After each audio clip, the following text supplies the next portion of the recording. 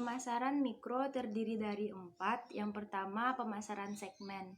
Segmen pasar terdiri dari sekelompok pelanggan yang mempunyai kebutuhan dan keinginan yang serupa.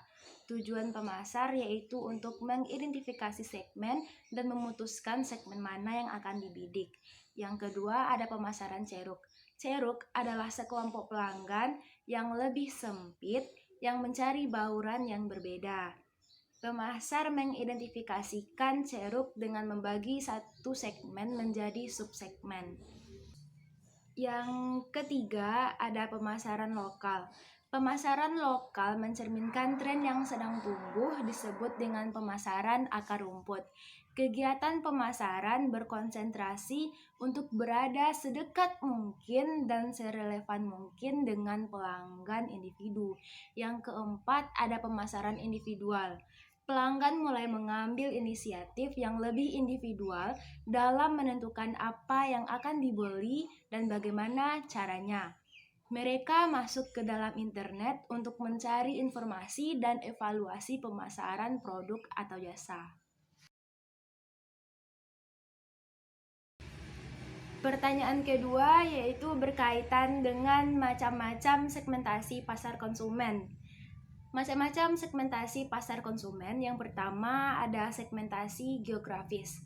Segmentasi geografis memerlukan pembagian pasar menjadi berbagai unit geografis. Perusahaan dapat beroperasi di satu daerah atau beberapa daerah sambil memberikan perhatian pada variasi lokal. Yang kedua, ada segmentasi demografis. Dalam segmentasi demografis, kita membagi pasar menjadi kelompok-kelompok berdasarkan variabel seperti usia, ukuran kerja, siklus hidup keluarga, jenis kelamin, penghasilan pekerjaan, pendidikan, agama, ras, generasi, kebangsaan, dan kelas sosial. Yang ketiga yaitu segmentasi psikografis. Dalam segmentasi psikografis, pembeli dibagi menjadi berbagai kelompok berdasarkan sifat psikologis atau kepribadian, gaya hidup, atau nilai. Orang-orang di dalam kelompok demografi yang sama bisa memiliki profil psikografi yang sangat berbeda. Yang keempat yaitu tentang segmentasi perilaku. Dalam segmentasi perilaku ini, pemasar membagi pembeli menjadi beberapa kelompok yang berdasarkan sikap, pengetahuan, penggunaan, atau respon terhadap sebuah produk. Pertanyaan ketiga yaitu berkaitan dengan kriteria segmentasi yang efektif. Yang pertama ada segmentasi berdasarkan kebutuhan yang mengelompokkan pelanggan ke dalam beberapa segmen berdasarkan kebutuhan dan manfaat yang sama yang diinginkan oleh si pelanggan. Yang kedua, ada identifikasi segmen. Untuk setiap segmen berbasis kebutuhan, tentukanlah kelompok demografis, gaya hidup, dan perilaku penggunaan mana yang membuat segmen itu berbeda dan dapat diidentifikasi. Yang ketiga ada daya tarik segmen. Menggunakan kriteria daya tarik segmen yang sudah ditentukan sebelumnya dan menentukan keseluruhan daya tarik segmen setiap segmen. Yang keempat, menentukan profitabilitas segmen. Yang kelima, positioning segmen. Untuk setiap segmen, ciptakanlah proposisi nilai dan strategi positioning harga produk berdasarkan kebutuhan dan karakteristik unik pelanggan segmen tersebut. Yang keenam yaitu acid test segmen. Menciptakan jalan cerita segmen untuk menguji daya tarik setiap strategi positioning segmen. Yang terakhir ada strategi bauran pemasaran.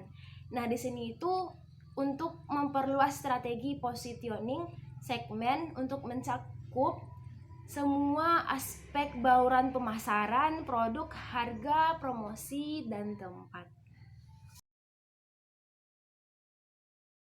Yang terakhir yaitu berkaitan dengan 5 pola pemilihan pasar segmen. Yang pertama, konsentrasi segmen tunggal. Segmen pasar tertentu dapat berubah ke arah berlawanan atau pesaing mungkin memasuki segmen itu. Perusahaan dapat berusaha beroperasi di segmen super ketimbang dalam segmen yang terisolasi. Segmen super adalah kumpulan segmen yang memiliki beberapa kemiripan serupa yang dapat dieksploitasikan. Yang kedua ada spesialisasi selektif. Perusahaan memiliki sejumlah segmen, masing-masing secara objektif, menarik, dan tepat. Yang ketiga ada spesialisasi produk. Perusahaan membuat produk tertentu yang kemudian dijual ke beberapa segmen pasar. Yang keempat yaitu spesialisasi pasar. Perusahaan berkonsentrasi untuk melayani berbagai kebutuhan dari satu kelompok pelanggan tertentu. Yang kelima, cakupan pasar penuh. Perusahaan berusaha melayani semua kelompok pelanggan dengan semua produk yang mungkin mereka perlukan. Demikianlah video ini Silvi buat. Lebih dan terkurangnya Silvi mohon maaf. Silvi ucapkan wabillahi taufiq wal hidayah. Wassalamualaikum warahmatullahi wabarakatuh.